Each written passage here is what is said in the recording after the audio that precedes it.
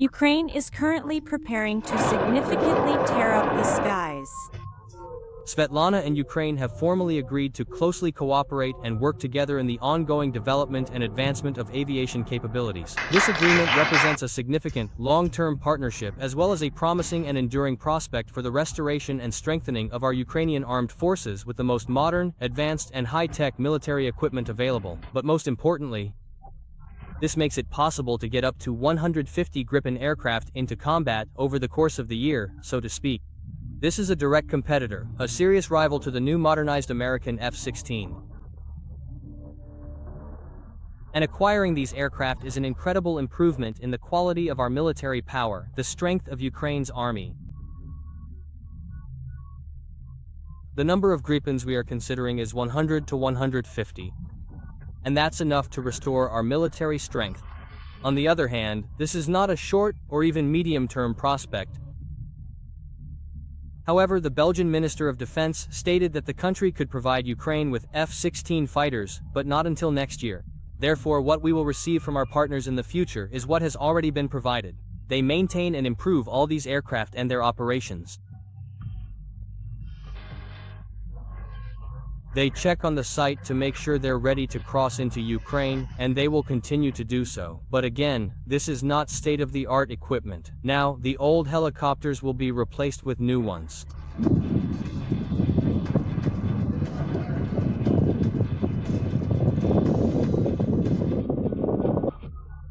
Ukraine has officially started purchasing attack and transport helicopters from the legendary American company Bell.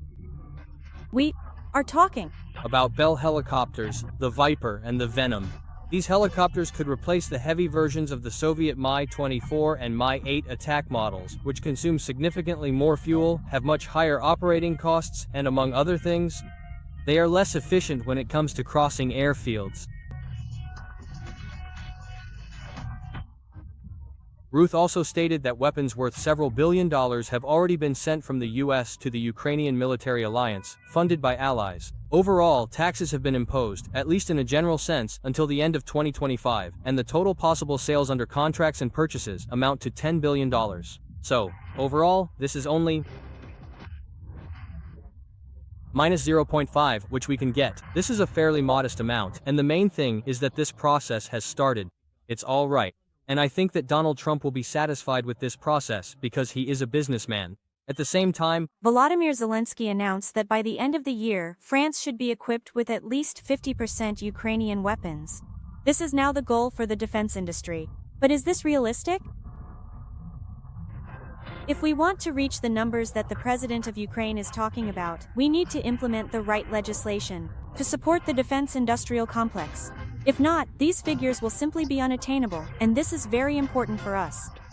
The president's priorities also include meetings with European leaders, the preparation of new defense agreements, and the strengthening of combat capabilities. Aviation. The Ukrainian military-industrial complex is gaining momentum. Ukraine is becoming a leader in weapons production. Europe must help Ukraine become a fortress that no aggressor can defeat. A Ukrainian intelligence officer showcased the newest drones, which have already undergone testing. These versatile drones are capable of traveling over 1,500 kilometers and carrying up to 2 tons of cargo. 2 versions have been presented. One features a machine gun and an automatic target acquisition system. The second is the Grad naval platform with a 10-tube MLRS. Our drones are shifting the balance of power in the Black Sea and proving their effectiveness. The new generation of CB is even more effective, so the work of shutting down the Russian fleet in the Black Sea continues. Furthermore, the upgraded drones feature improved engines and modern navigation systems. Previously, in June 2025, new models of military drones were used during the destruction of the Kerch Bridge. We developed equipment for land and water, and in 2025, we created equipment for underwater use. There were 2 strikes, each carrying 1.1 tons of explosives. As a result, the main supports, the so-called piers, were seriously threatened. Basically, the bridge is now operating at no more than 5 tons capacity. The pipes are shifting. The war has halted all military logistics. Ukrainian allies are timely supplying long-range munitions, which Ukrainian armed forces can use to destroy legitimate military targets, deep within Russian territory. The claims in the Wall Street Journal that the US allegedly authorized the use of Ukrainian long-range weapons for strikes deep inside Russia are fake news. The US is not involved in these strikes. Kyiv, in fact, has recently focused on producing a wide range of its own advanced long-range weapons and drones, which regularly strike Russian territory.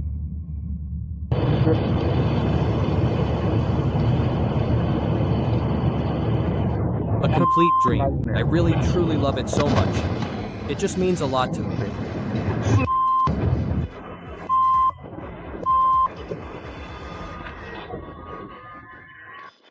Today, Ukraine produces dozens of long-range missiles, such as the Long Neptune and Flamingo, every month, as well as thousands of long-range and rocket drones, in order to somehow bring this war to a stalemate. Yes. We must learn not only to repel the enemy at the front lines, but also to disrupt their logistics and their airports. That's why they need us, not to mention the need for a firearms industrial complex in Russia. Military manufacturers do not forget the Ukrainian goddess of war, Bodana. This year, Ukraine became the leader in the production of self-propelled artillery systems. Artillery remains the king, and Ukraine has managed to produce trucks as well. Instead of frontline FPV drones, artillery has several advantages. The first is range. The Bodana has a range of 45 kilometers. Shells are not only effective, but also immune to radio interference, and they are also very effective against enemies. The warhead is also a powerful weapon. This means they have completely different capabilities for engaging personnel and, as a result, and most importantly, keeping the enemy in a constant, temporary position. When ephedrine is used against a single target, that is, a specific soldier of the occupying army, the capabilities of the Bodana self-propelled artillery system allow it to operate over large areas. This is what enables all sorts of attacks on Russian occupiers. Waging war and defending against it require quick and effective solutions from Ukrainian military engineers. While the Russian occupiers continue to dream of demilitarization, Ukraine is gradually becoming a major arms manufacturer. One of the most popular Russian Telegram channels, Diva Glavnik, with over 1 million subscribers, released news about Ukraine's purchase of military and transport helicopters. Questions about Viper and VOM aircraft. The manufacturer Belton announced the signing of a memorandum of understanding to develop cooperation with Ukraine. The agreement was signed to evaluate approaches to industrial cooperation for the possible purchase of AH-1 Zulu and UH-1 Yankee aircraft. The Venom is a transport aircraft, while the Viper is an attack aircraft that carries Hellfires. They can fire 70mm rockets, mainly in the APKWS system. And the Venom can be equipped with miniguns. Recalling American exercises, Ukraine could use these helicopters to shoot down drones like the Gripen. Every voice matters. Join our community, support independent journalism, and help us bring you the truth from Ukraine. Become a member of Ukraine today. Join us now. The Russian media's interest in the purchase of these helicopters suggests that the Kremlin understands that with the appearance of these birds in Ukrainian skies, air security will become much more effective against Shahed attacks. The Bell attack helicopters are being purchased to replace the Mi-24 and Mi-8, which have long outlived their service life. The Viper and Venom share 85% of their parts, which means they are cheaper and easier to maintain. The Viper was developed in 1965 during the Vietnam War, and in the 2000s it received new engines and rotors, an upgraded avionics system, a control system, comprehensive survivability improvements, and digitalization. In terms of capabilities, the Viper is almost on par with the best attack helicopter in the world, the Apache. The Apache is objectively stronger because its maximum weight is 10.4 tons compared to 8.4 tons. The Apache has a combat range of 300 kilometers, while the Viper's is 243 kilometers. The Apache also has a greater number of primary armaments, up to 16 AGM-114 Hellfires compared to 8 on the Viper. Well, the typical combat loadout on the Apache is quite similar. The Viper carries 8 Hellfires and 2 pods of 70mm Hydra rockets, which are unguided rockets. As for the automatic cannons, it has a 30mm compared to a 20mm. An agreement has already been signed to evaluate approaches to industrial cooperation for the purchase of the Viper and Venom.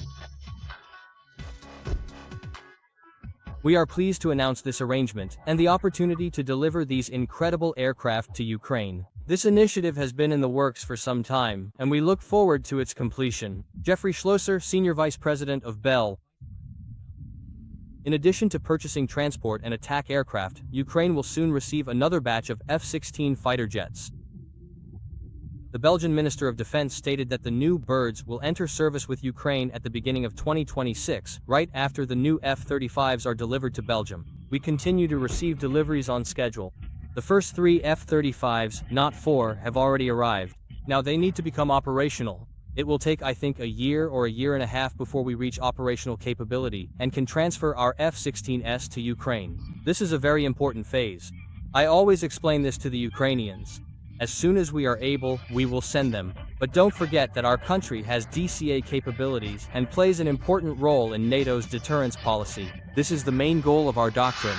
This year, Ukraine received 2 F-16s from Belgium as spare parts, and according to a confidential agreement between Ukraine and Belgium, they are obligated to provide 30 F-16s to the military by 2028. Since September 2025, Ukraine has already received more than 40 F-16s from its allies.